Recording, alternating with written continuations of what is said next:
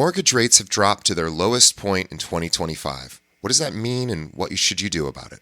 Stay tuned. This episode of Keeping It Real is brought to you by Real Geeks. How many homes are you going to sell this year? Do you have the right tools? Is your website turning soft leads into interested buyers? Are you spending money on leads that aren't converting? Well, Real Geeks is your solution. Find out why agents across the country choose Real Geeks as their technology partner. Real Geeks was created by an agent for agents. They pride themselves on delivering a sales and marketing solution so that you can easily generate more business. Their agent websites are fast and built for lead conversion with a smooth search experience for your visitors. Real Geeks also includes an easy-to-use agent CRM. So once a lead signs up on your website, you can track their interest and have great follow-up conversations. Real Geeks is loaded with a ton of marketing tools to nurture your leads and increase brand awareness. Visit realgeeks.com/keepingitrealpod and find out why realtors come to Real Geeks to generate more business. Again, visit realgeeks.com/keepingitrealpod. And now, onto our show. Today's episode is brought to you by Corded.io. Are you looking for agents to join your brokerage or team? Now, as a real estate recruiter, I can tell you the answer is always yes.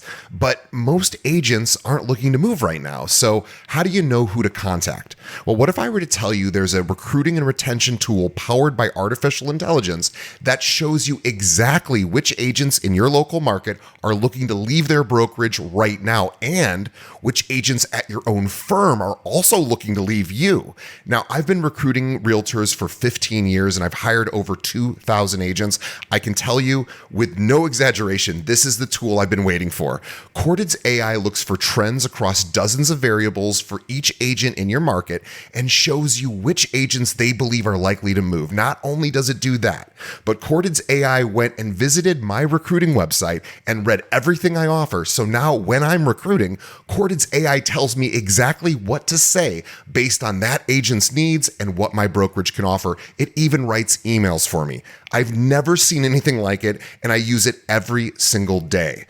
Now, if you are looking to grow your brokerage, Corded.io is the best tool out there. Visit Corded.io to schedule a demo. Again, that's Corded.io. And now, onto the show.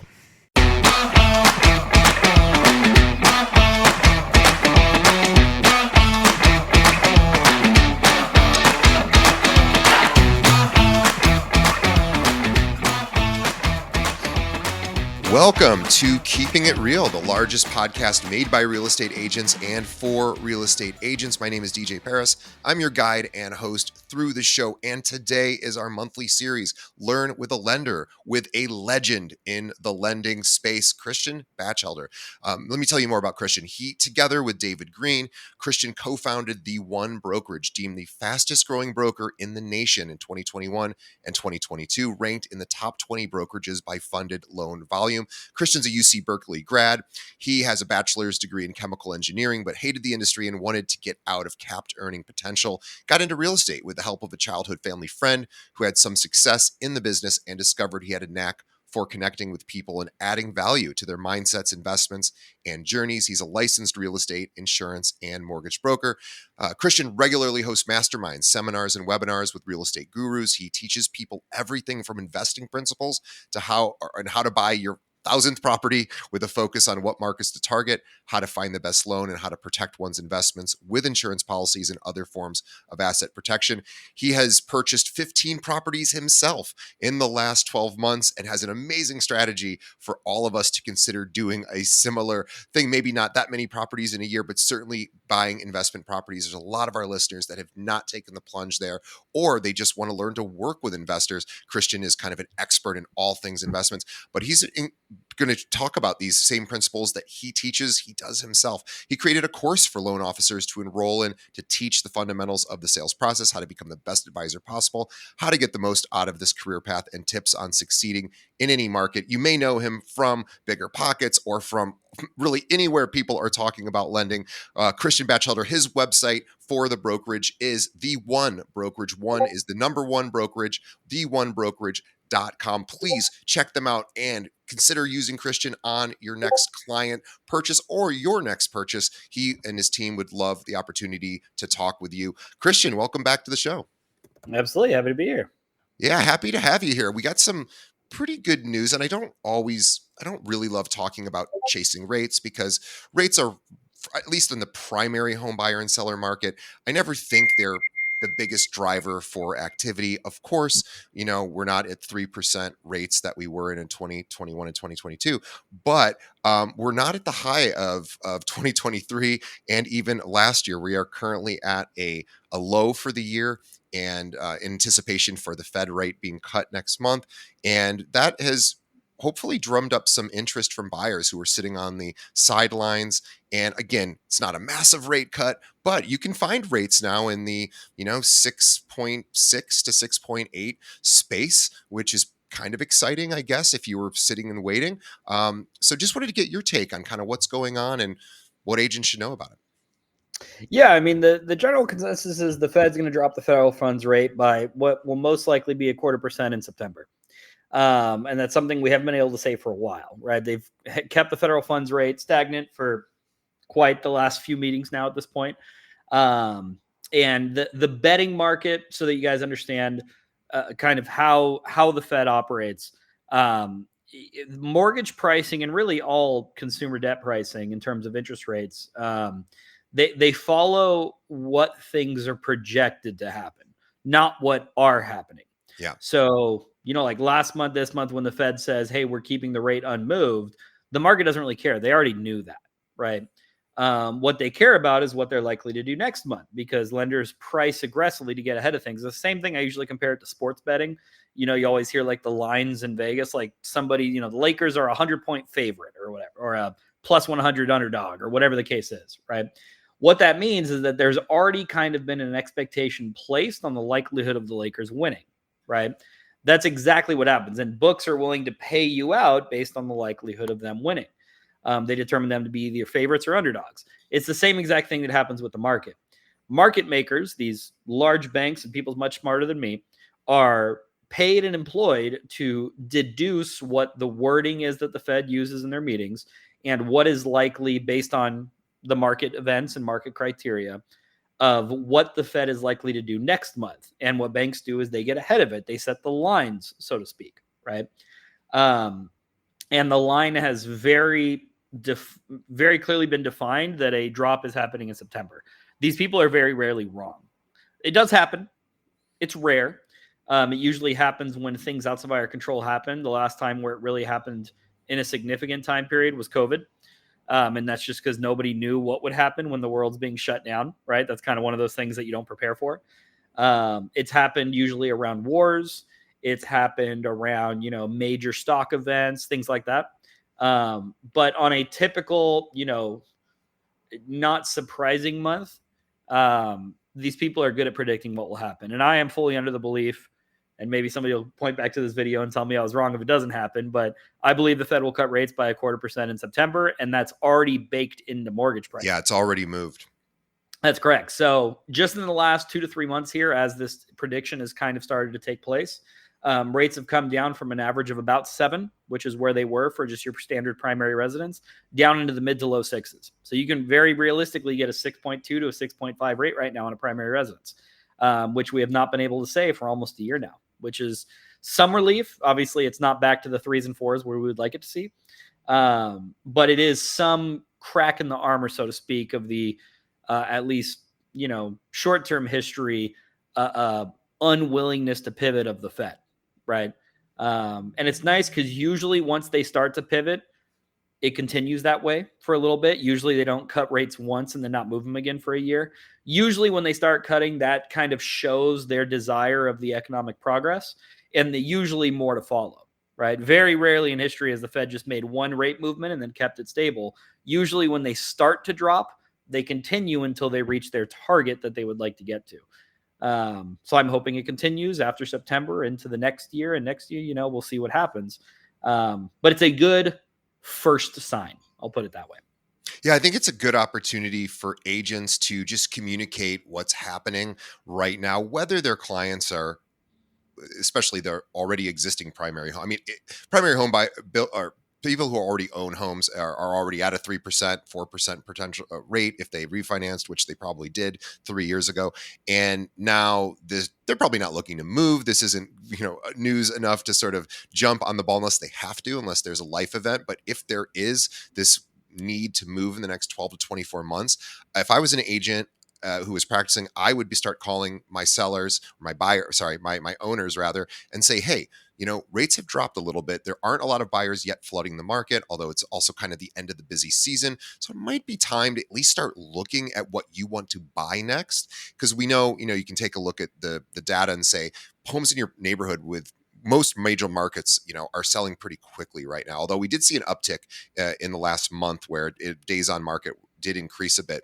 I think that has to do a lot with just the end of the sales cycle. We have, kids going back to school, parents not wanting to move as much around that same time, but we're seeing less competition. So I think there's definitely definitely an opportunity there to just have that conversation, say, hey, let's get you on some safe searches. Let's take a look at where your next move wants to be, because there's not as many buyers right now, and yet rates are a little bit lower. We can sell your place pretty quickly based on historical data, and, just have that conversation and get them at least in the mindset of possibly starting to look. Yeah, 100%. And I mean, it's important to keep in mind the type of properties that you're targeting, right? And who else may be interested in them. This is the biggest thing that I think realtors forget, and really home buyers mainly forget, is if you're targeting a property that, for instance, may make a good primary residence, does that coincide with a property that may also make a good rental, right? If you're looking for a property where maybe you want to do a live-in flip or a house hack, are you looking at a property that may need renovation? If so, you're probably competing with a flipper, right? If you're looking for a property that's in a good school district, are you competing with everybody who has a desire for that, right? So when you're targeting properties, kind of fracturing what your expectations are in terms of I need this, I need this, I need this, can a lot of times give you access to better opportunities, right?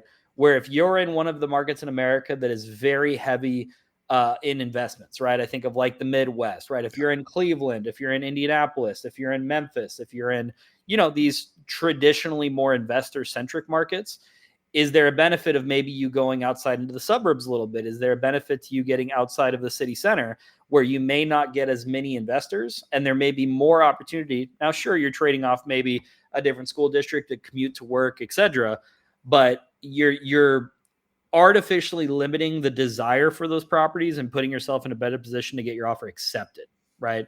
And that's why I think agents, while location, mastery is a part of being a good agent, understanding your market, understanding, all the uniquenesses to the market that you're working in, being able to pivot with your buyers into neighboring zip codes, into different asset types, maybe a duplex, maybe a triplex, right? These things that they may just be opening up their capability of actually getting something into contract because there's a different level of competition, I think is very important, right? Yeah.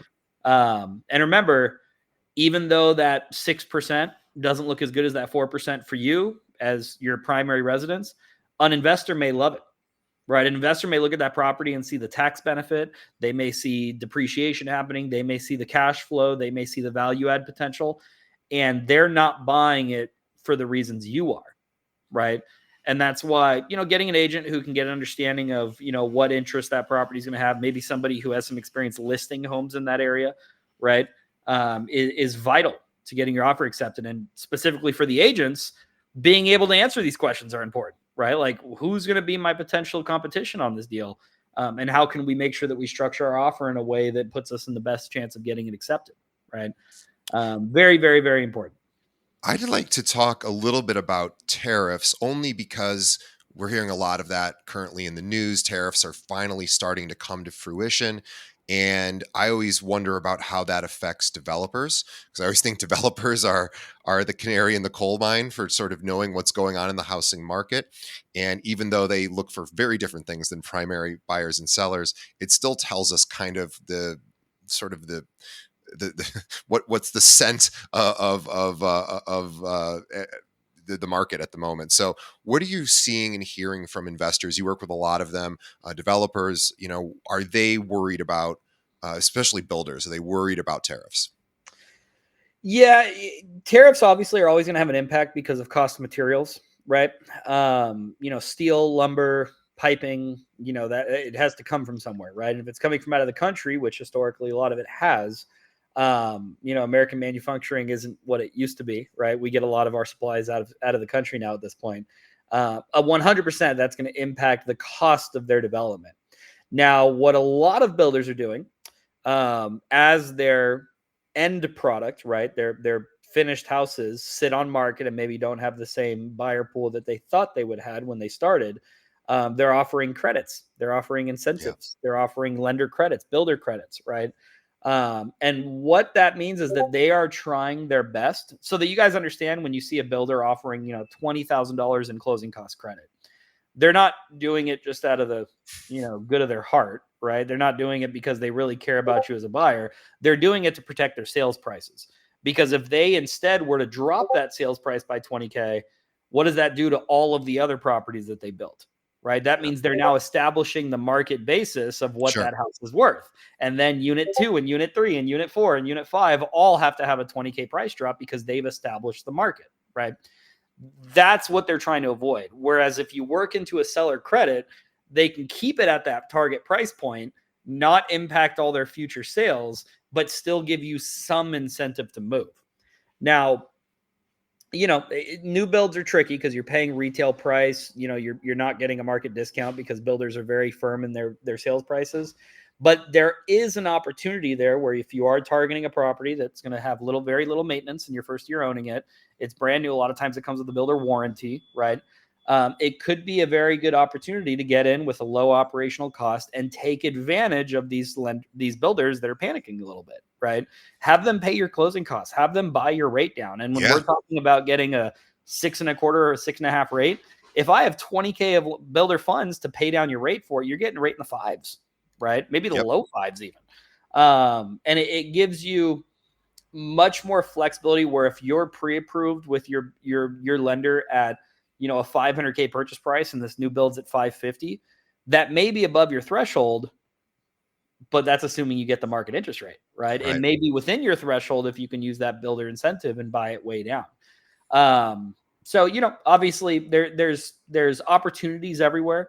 Builders, I think, are a very unique one where, like, I don't really care if builders are struggling or not. I care about how my buyers can take advantage of it. Sure. Like, just being transparent with you. Sure. Right. And if a builder struggling is going to lead to my buyers saving tens of thousands of dollars in interest over the course of a 30-year loan, good. I hope they struggle. Right. Yeah. Let's get better deals for our clients. But yes, to answer your question, just generally, I am seeing some builder uncertainty, and it's usually displayed based on these incentives that you get when you buy. And whether or not that's the quote unquote canary in the coal mine, that could be a question that's brought up, because the downwind effects of that is that builders just stop building. Yeah. And that's a problem, right? And that's, I have my personal opinions on things that the government should do to incentivize building and to, maybe some tax credits, maybe some state run programs, something that gives these builders a reason to continue doing this instead of just taking these big haircuts that they're doing at the end of their deals. And that's a whole political debate of, why are we giving builders more money? But in theory, you do that and it increases, the opportunity of people to buy homes. It decreases the housing gap and ultimately gets more people homed. And that's what we all really want to see. I want everybody to see owning their own property, right? I think that would put America in a much better position. And I know you are such a champion for real estate agents investing in obviously cash flow properties, which obviously there's so many benefits to doing that, but there's also a skill set to learn. And many agents really only work with primary buyers and sellers. They only have a primary home themselves, and they don't really know the lingo. They don't understand you. Even in high interest rate environments, we're making lots of investments in the last 12 to 24 months. You continue to do so. So rates don't really affect you much I guess obviously they're important, but at the end of the day, you're looking for things like depreciation, tax advantages. You're looking for cash flow. Walk us through just a little bit about how you, and also, by the way, you look all over the country. You're also not somebody that just looks locally. Yeah. And, to be able to make something work in another state where someone else is managing it is, it even that even increases the skill level, I suppose, or the difficulty. And yet you do that consistently. So not to give away, do a whole course, of course, here on this episode, but what do you look for when you're looking at properties to invest? Because I know you're always looking. Yeah, I mean, I have kind of my buy box, so to speak. And I teach people how to set up their buy boxes. I would say there's not one that's always going to be the best fit for everybody because there's different levels of risk and reward, right? My investing strategy is a little riskier, admittingly, but I've determined that risk is worth taking for the potential reward, right? I'm a short-term rental investor, so I provide vacation amenities. I believe in providing a good experience. I do not target typically more suburban areas because I don't really want to take homes from people who are living there, right? I target vacation destinations. I target places where people don't really live, up in the middle of the Smoky Mountains in Tennessee, for instance. Nobody's like living there. Nobody's living in a big cabin, right? Those are typically places that people go to for a vacation, for an experience, for, an opportunity to get in one with nature, get in touch with nature or whatever the case is. So, I do have a big challenge with the surge of Airbnbs and kind of a moral dilemma there that, I don't want to be taking grandma's house and turning it into an Airbnb, right? Which I think people should pay more attention to because even though the numbers may work, like what are we really accomplishing there, right? But just in terms of my buy box, obviously I do look for cash flow, but it's not the only thing. I look for value add opportunities. So places that I can get into lower than the market, get some seller credit, get some repairs done, increase the value of the asset. And really my biggest motivation in investing is the tax benefits. And that sounds like, a capitalist and regardless of your political, affiliation, there are very defined codes and opportunities in the tax code that allow you to, really the American government is incentivizing investment. Yeah. Right. That's the way to think about it. And if I can put $100,000 into the down payment of a property instead of sending it to the IRS, I'm going to do that every time. Sure. Right. Nobody pays $1 more in taxes than they need to. Exactly. And all these people that you hear, brag, if you guys are, following real estate people like, Robert Kiyosaki always brags that I don't pay taxes because I'm smart, or Trump said that, right? Trump said I remember when he was debating Hillary Clinton, he said, I don't pay taxes because of the system you created. Right. Right. It's not like these people are brilliant. It's not like they're paying their CPAs hundreds of thousands of dollars to commit tax fraud. They're doing one thing and one thing only. They are depreciating real estate. Yeah. That's it. That's the secret. There's no crazy special tax code. There's no workaround. There's no fraud happening. They are depreciating real estate and they are wiping out their personal income for that. Right. Yeah. And you can front load depreciation in a lot of cases. That's right. Yeah. I mean, I can run through the numbers of my property that I bought. I bought about a $1.6 million property in the Smoky Mountains. Very nice cabin. It probably won't cash flow. Probably won't, being fully transparent, right? It'll probably just cover the mortgage and that's about it. Maybe even have a monthly expense to me. But it gave me a $350,000 tax write-off. So I don't really care if it cash flows because that was, Sure. Probably $150,000 to $200,000 that I was sent to the IRS instead. Instead, I put that as a down payment on the property and I actually got something back for it. What do you get for the money you send to the IRS? Yeah. Debatable, right?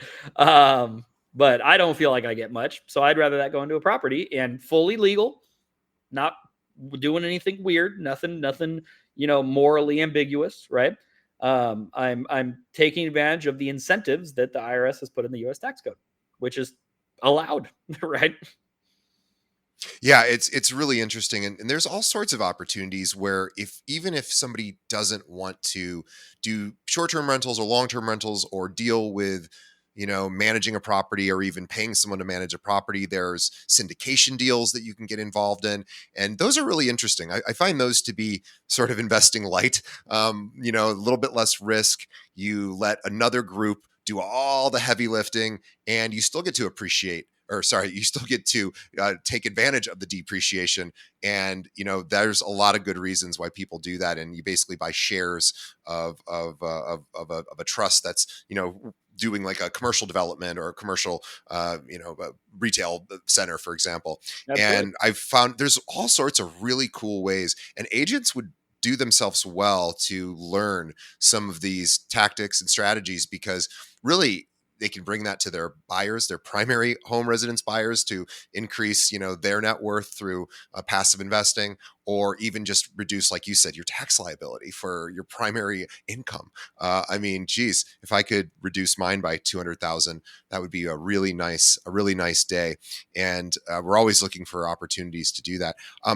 Where are you seeing in short-term rentals? Are you seeing still a lot of opportunities in various markets, or is that getting more saturated now since Airbnb is so popular? Obviously, there's just more investors or more people willing to take those properties and do that short-term investing. Or short-term rentals, is that more challenging these days? I would say it's challenging for probably reasons that people wouldn't anticipate. I don't think it's oversaturated. I think it's undersaturated with good ones, oversaturated with bad ones, right? In the same way that I lit off with, everybody was trying to convert grandma's house into an Airbnb. There's a reason why that didn't work, right? But providing a unique experience in a unique market that stands out, there's still a supreme lack of that, right? I don't know how much you travel, DJ. I travel a lot for work. I stay in Airbnbs when I travel. I don't remember the last time. I always do, almost always do. Yeah, I don't remember the last time I was in a hotel, Yeah. and I can count probably on one hand the really good top of the line experiences that I've had in Airbnbs, and it's unfortunate. I haven't experienced very many good ones, and that's something that if that's your desire, you should do it in a way that, number one, doesn't take homes away from regular home buyers. But number two, if you're going to do it well. It's just like anything. Like, I wouldn't recommend you go to work and like half-ass your job. Like, if you're going to work good, right? Work well, shoot for that promotion, potentially pick up overtime, whatever the case is, right? Anything worth doing is worth doing well in my book. And a lot of people, instead of trying to adhere to those kind of standards, they pull up AirDNA and they look at cash flow and they say, oh, cool. Well, that looks easy. And it's not. And people get dismayed by it, and people get, they beat themselves up because they failed. But really, you failed in planning, not executing. You just didn't plan it well. So for people who are looking to do that and actually provide a value, I do not think it's oversaturated at all. I think there is plenty of opportunity for good operators. And that goes with long-term rentals too. How many long-term rentals do you know that people like really love their landlord? Right. Probably not very many, but the ones that do pay their rent on time and have a much better experience, right? Like, as a landlord, you should care about how comfortable and confident you are in your tenants. You should. That's a big impact of success in investing. It's funny. One of the little sort of funny sort of truths about short-term short-term rentals, which I wouldn't have guessed because I'm not a short-term rental investor myself, but that actually the wear and tear on properties tends to be much less than, which of course makes sense if you think about it, than long-term rentals, because they're in and out of there in a couple of days. They're not putting as much stress on the property in most cases. They're not utilizing all of the different rooms and amenities. They're in and out, but it's kind of funny to think that more traffic is coming in and out of there, but you potentially are maybe holding on to that property for longer than even having a great tenant in there, 12 months of the year. Yeah. Well, you're also checking in on it more, right? Yeah. In between every stay, you usually Yeah, have a good point. So like if you have somebody who, pops a leak in the bathroom, and the sink or the tub or the shower head or something leaks, a long-term tenant may just say, oh, it's not really a big deal, and let it leak for 12 months. And like, how much damage is done over that time?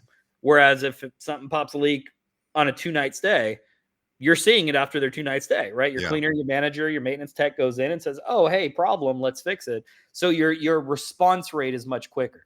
Now, obviously, if you have a really good, responsible tenant that notifies you, then that's, kind of remedied a little bit there.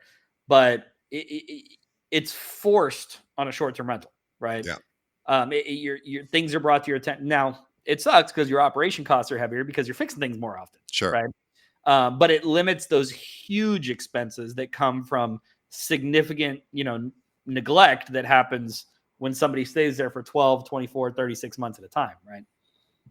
Yeah. And, it's again, just the idea, if I was an agent that was looking into either getting into short term rentals or long term rentals and just trying to find my first property, whether it's in my local area or in the case, what your buy box, you're looking in vacation areas for short term. Where would you recommend I start researching? What would be my first step? What would be the first place I should go to just increase my knowledge set? Yeah, number one, I would talk to somebody who does it. Yeah. You're going to skip so many mistakes by just simple talk to somebody who has done it, right?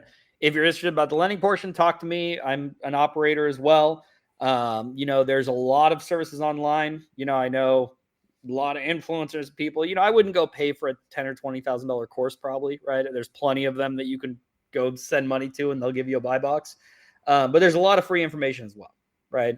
I'd educate yourself first, second, and third priority, and then start to execute your plan only once you have at least a base level amount of confidence, and you're being advised by a good team, right? Somebody who knows the system. Talk to some property managers, right? Talk to an investor-minded agent in the area, right? If that's you, increase your knowledge about investor-minded purchases, right?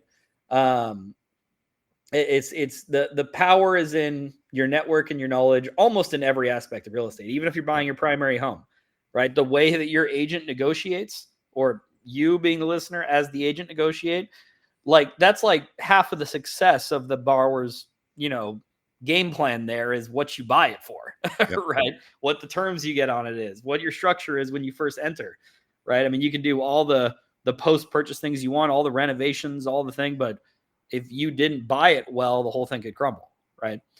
Yeah, Um, I even it's funny you're talking about, finding experts in your local area. I am looking to make a move here in the next 4 to 6 months, and I just called the top agents in the area that I'm looking to buy in, even though I'm technically an agent and I'm not going to be using them. I called them and I said, "Hey, I'm moving into your area. You're one of the top. You have some of the most market share in this area. What do I need to know about buying in this yeah, area?" Wasn't sure that they would talk to me because technically, I guess I'm competition in a sense, or if it's one of their listings, not. But I wanted to know their secrets. I was shocked. They were like, "Oh, this is what you need to know." I it's was weird. They will it give it away for free. absolutely, and the same Absolutely. on the investor side. It is, especially investors. Investors really love to talk to other investors. They love to knowledge share. They love to just network because again, they trade properties sometimes as well. That's It's right. this network of not everything hits the MLS, and there's a lot of properties that sort of are through just backdoor channels of people who are networked together. Certainly, investors are that way as well as developers. So yeah, great, great thing there. I think our agents, or our listeners rather, who are agents, should be reaching out to you, even for their primary home buy. In fact, especially for primary home buyers. We really appreciate you reaching out to Christian. Give his team a chance on your next pre-qual. Reach out to him, the1brokerage.com. He is truly an expert in all things lending, and he will not only does he have this knowledge, he has access to tons of different lenders. So he goes and shops it out. He looks for the best opportunities, the most creative ways to get your clients to the finish line. And he's just the guy to do it. So reach out to him. Visit the1brokerage.com on your next buyer deal. Let him be even your backup offer. Even if you already have a lender you're working with, let him show you what he and his team can do. They really are truly remarkable, and they have a lot of credibility from all the experience. And Christian is just the man. So Christian, we would thank you once again for another great episode. On behalf of Christian and myself, thank you to everyone listening. Please check out the1brokerage.com. We'll have a link to that in the show notes. Follow Christian on his social media channels. We'll have links to that too. And on behalf of all of the audience and myself, thanks to Christian for spending time with us today. He is a busy man and busy brokerage owner, and he's always comes once a month to share his knowledge and wisdom with you. Thanks to our sponsors, and also thanks. We really encourage everybody to share this episode with a friend. Think of another agent that is struggling right now. It's a tough market. So send this episode to them, and also leave us a review on whatever podcast app you're listening. We appreciate that and read your reviews and are always looking to improve to meet your needs better. So, all right, Christian, we will see you next month and see everybody on the next episode.